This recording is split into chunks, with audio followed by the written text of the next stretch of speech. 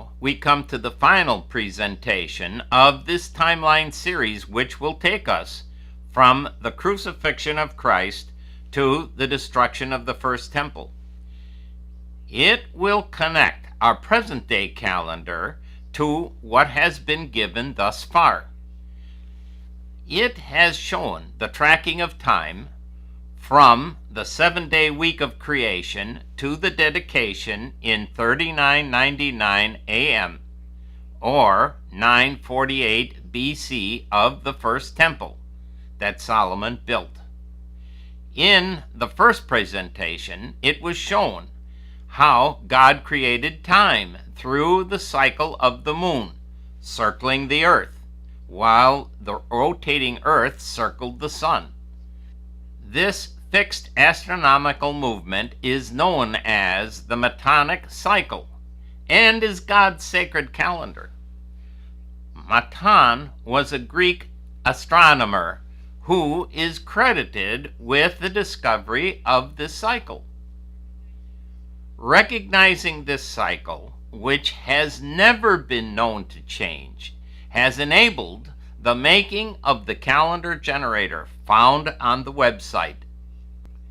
As shown in the previous presentation, the many declarations of historical events that God has given in the Bible has resulted in a timetable that establishes the exact year, month, and week of the dedication of the first temple.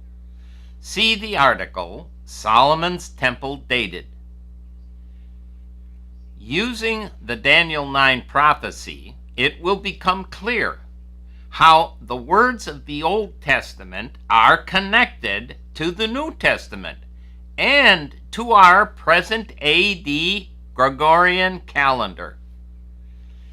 In the 9th chapter, Daniel writes this prophecy from the point of view that the date of the destruction of Jerusalem and the temple by Nebuchadnezzar was a known date by the Jews of his time.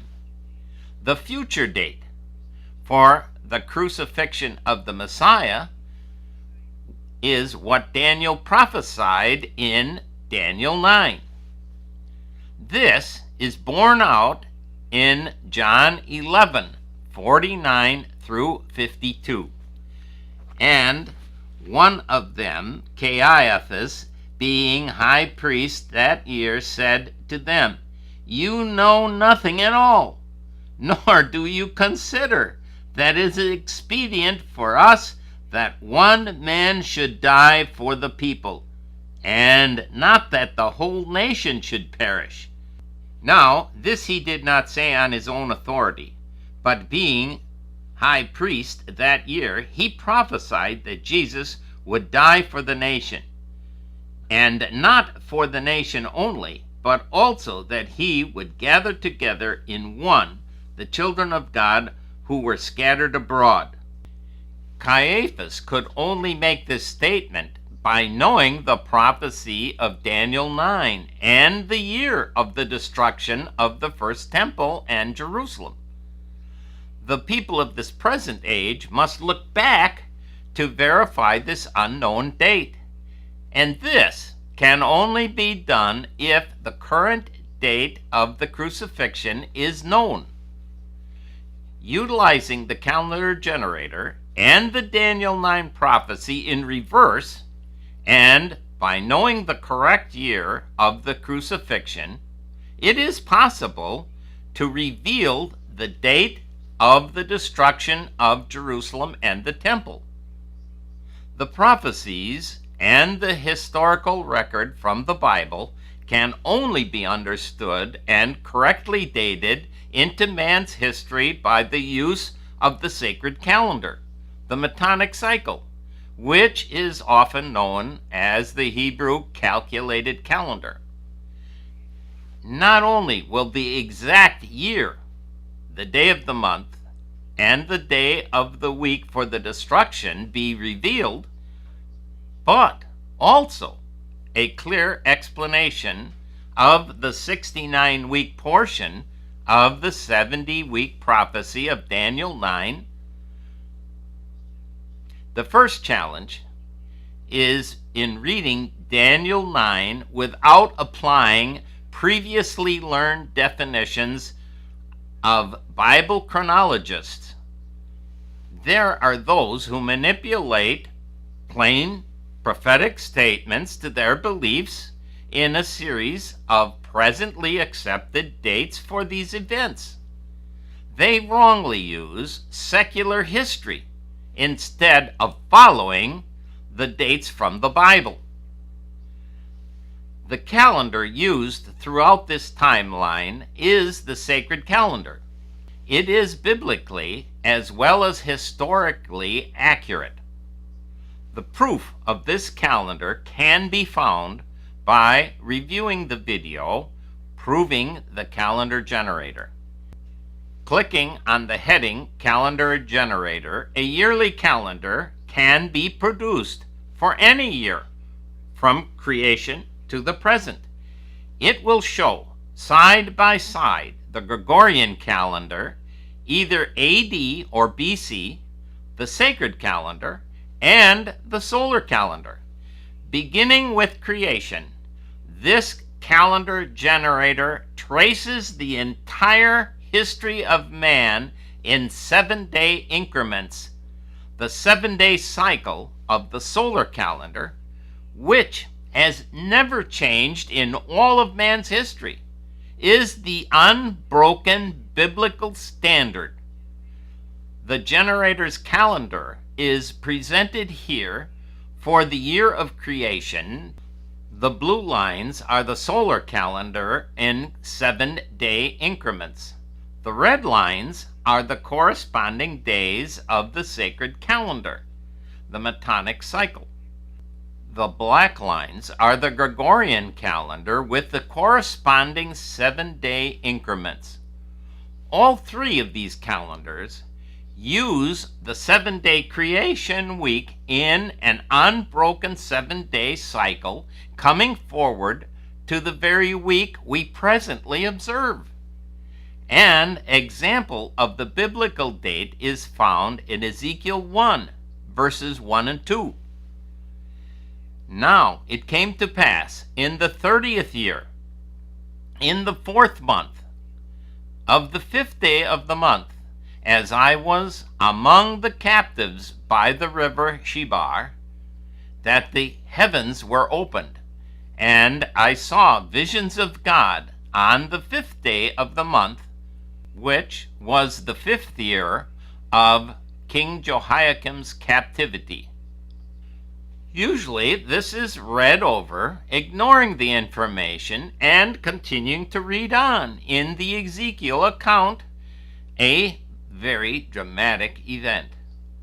At best, you might wonder as to its significance.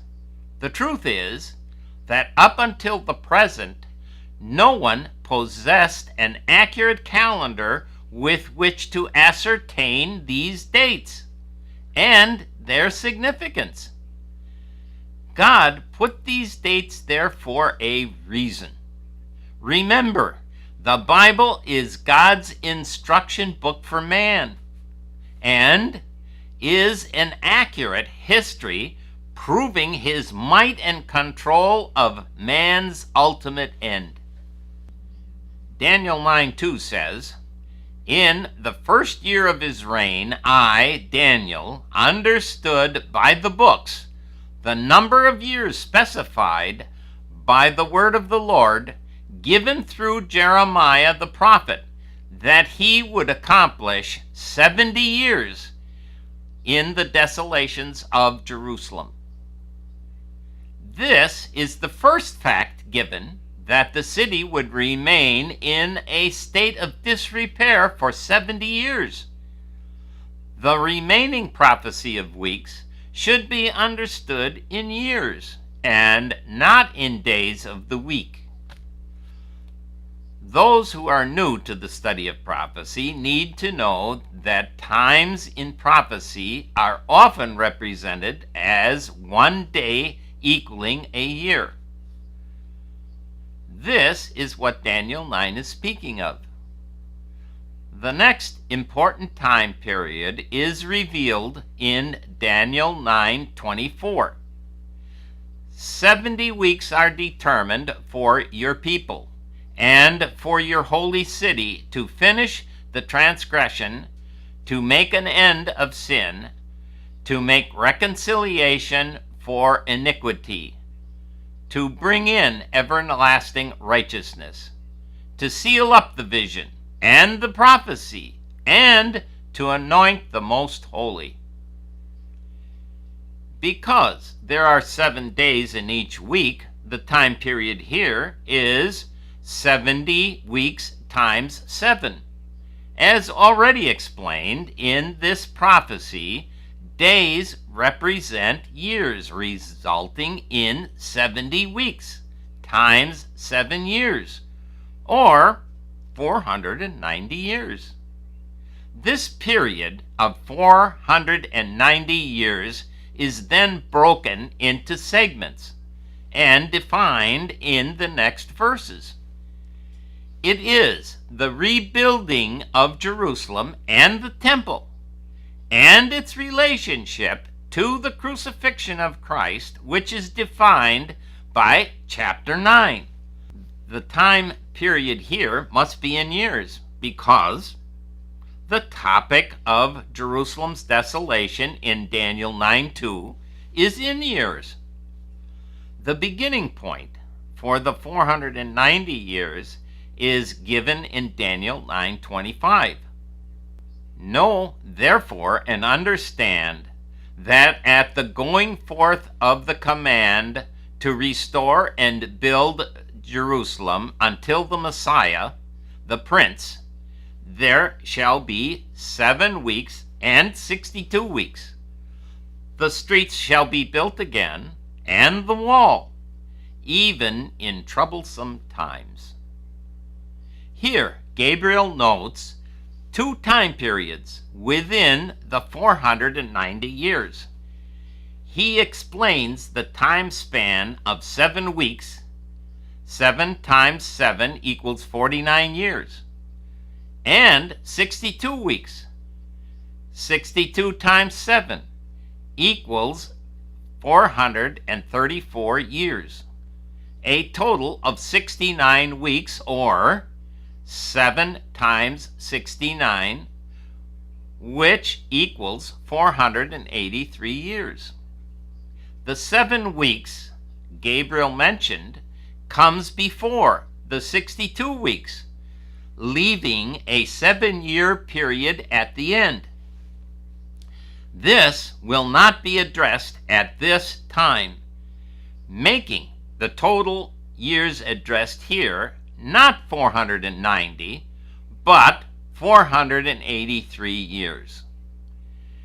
Daniel 9:26 states, "And after 62 weeks, the Messiah shall be cut off, but not for himself."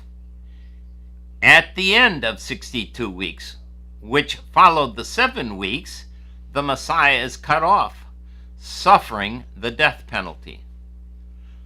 This identifies the end point of the 62-week span, or 483 years after the proclamation to rebuild. This presentation is given to address only the 483-year period, leaving the last 7 years unaccounted for.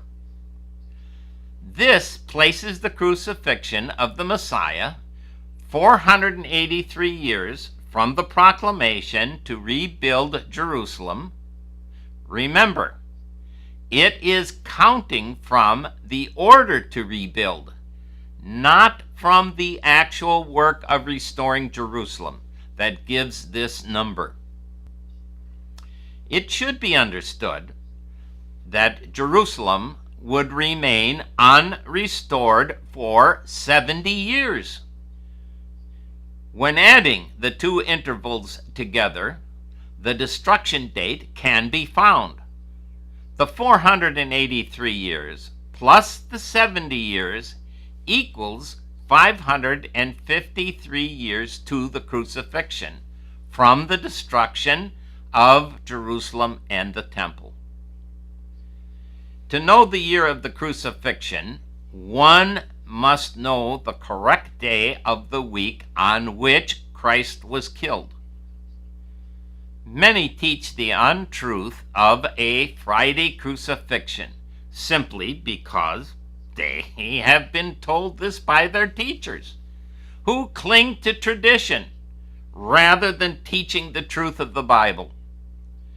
Matthew 15:3, he answered them. He said to them, "Why do you also transgress the commandments of God because of your tradition?"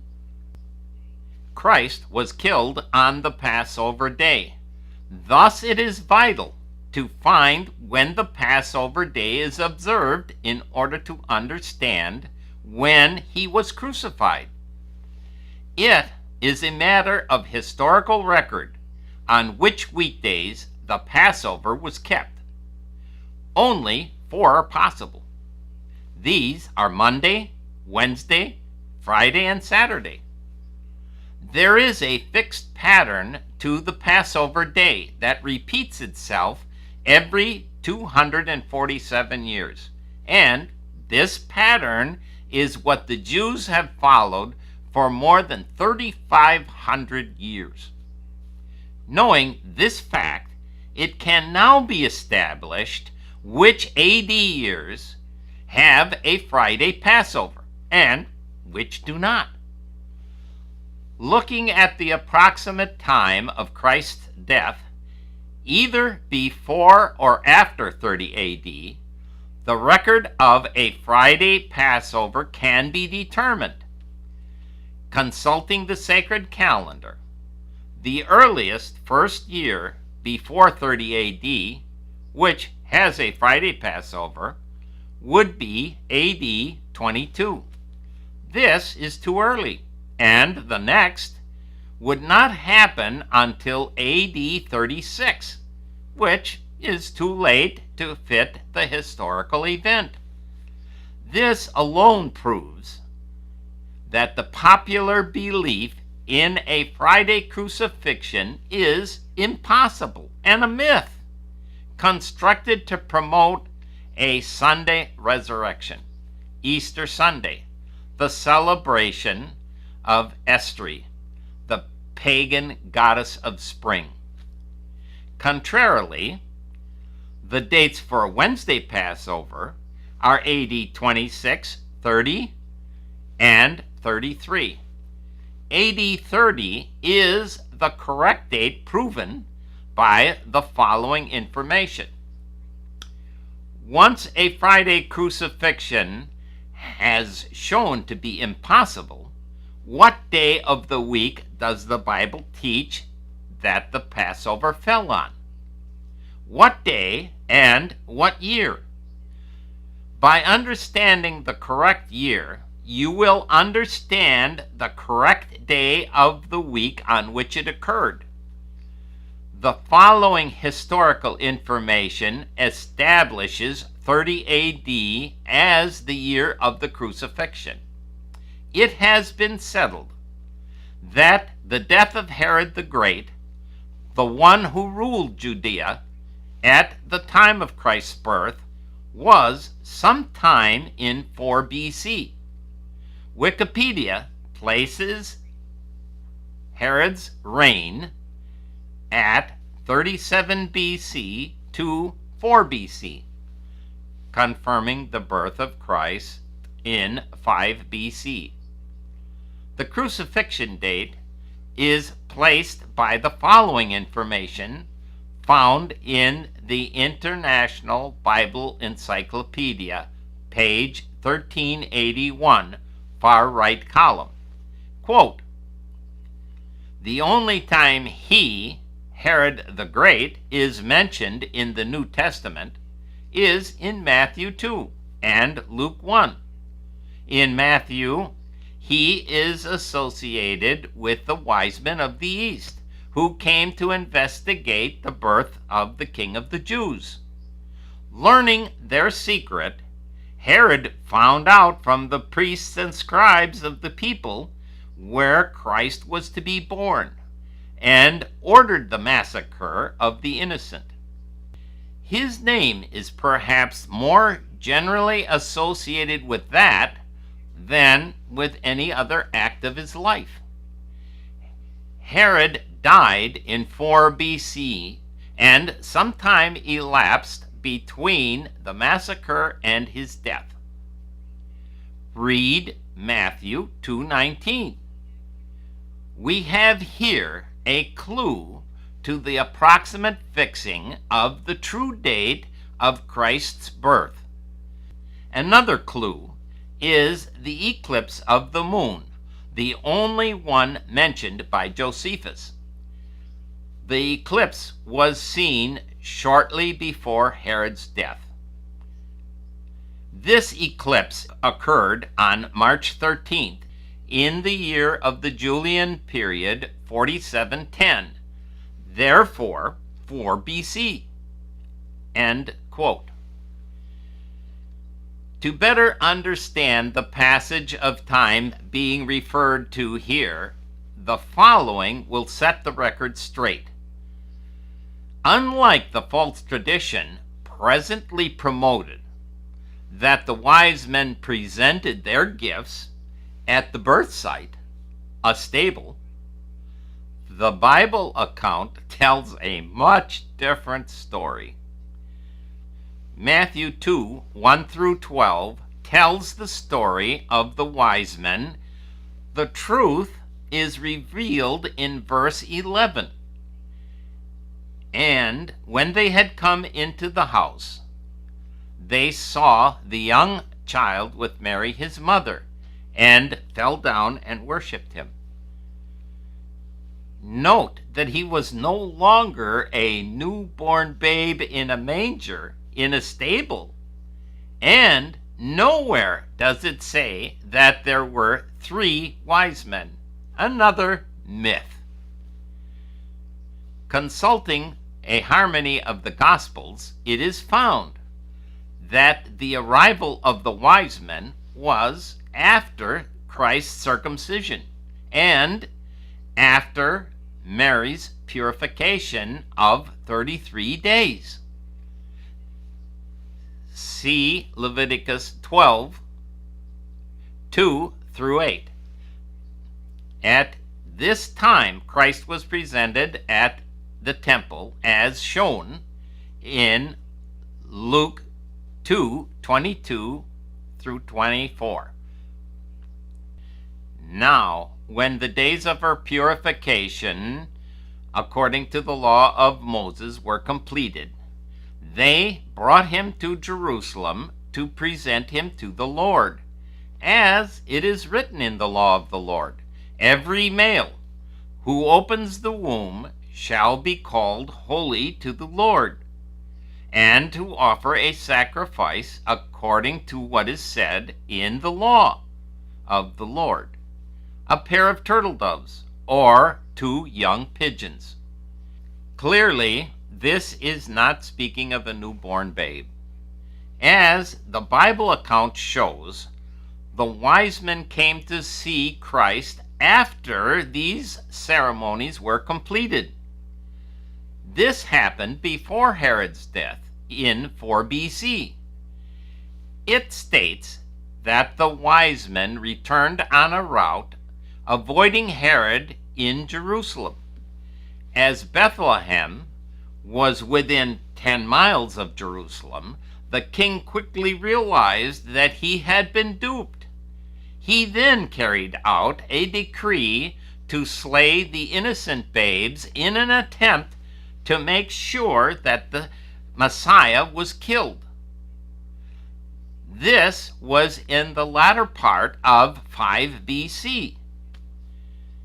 Having established his birth in 5 BC, the beginning of his ministry would have been in the fall of 26 AD, because Luke 3:23 says, "Now Jesus himself began his ministry at about 30 years of age." The term, about 30 years of age, is taken by some to mean that his age could be less or greater than 30. What Luke is saying is that the exact point in time that Jesus began his ministry was unknown, but that he was 30 years of age when he began his ministry. There is no year zero in the Gregorian calendar. Therefore, the beginning of his ministry would have been in 26 AD. The biblical count that is given in the four Gospels records Christ's ministry to be about 3½ years. With this information, it can now be determined what year he was crucified, because his death on the 14th day of the first month Nisan, there was part of the 26th year, plus the half year, and all of the 27th, 28th, and 29th years, totaling 3½ years. This places his crucifixion on the 14th of the first month, at the beginning of 30 AD. Having established 30 AD as the crucifixion, there remains a straightforward math problem. From the beginning of 30 AD to BC 1, there are 29 complete years. The 483 years to the proclamation is 483 minus 29, equaling 454 BC, and is the year of the proclamation to rebuild. The actual work of rebuilding Jerusalem began the following year, when they reconstructed the wall in 453 BC. By adding the 70 years of desolation, the year 523 is revealed for the destruction on the 5th month, the 10th day that followed the Sabbath of the 9th. This is established by the following scriptures and the Mishnah. Jeremiah 52:12 and 13. Now, in the 5th month, on the 10th day of the month, which was the 19th year of King Nebuchadnezzar of Babylon, Nebuzaradan, the captain of the guard, who served the king of Babylon, came to Jerusalem. He burned the house of the Lord and the king's house, all the houses of Jerusalem, that is, all the houses of the great men, he burned with fire. Additionally, the Mishnah tells the time of the day that the work of destroying the temple began. There are two important disasters in Jewish history: the destruction of the first and second temple in Jerusalem, relating to a Sabbath on the 9th of Ab. According to the Mishnah, these two events occurred in exactly the same month, the same day of the week, in different years. Quoting from the Mishnah, track Arkan 11b, page 65. The day on which the temple was destroyed was the 9th of Ab, and it was the going out of the Sabbath. The fires were started as the Sabbath ended, making the destruction on the 10th. The same thing happened the second time. This statement shows that the second temple was burned in 70 AD on the same day of the week in the same month that Solomon's temple was burned. The calendar generator shows that 523 BC and 70 AD both have a Sabbath on the 9th of the 5th month. The 9th of Ab, a Sabbath of the 5th month, happens only in the year when the Feast of Trumpets falls on the 2nd day of the week, Monday. This occurs only 70 times in the 247-year cycle. As has been shown, the crucifixion occurred at the beginning of 30 AD. The temple was destroyed in 70 AD, a difference of 40 years. This was a time of testing which God gave to the religious leaders to accept Christ as the Messiah. He replaced the temple, which had been the focal point of salvation. These 10 presentations connect the modern AD Gregorian calendar to the BC years of the Old Testament. They prove that God tracked time to the exact days, months, and years as he spells out in the Bible. Now, is there any question of who made time? Or who created man? Or who controls the destiny of man? Man may not like it, but he can't ignore the record of time God has created for him, and this has been proven in these 10 timeline presentations. The Word of God is the foundation of knowledge.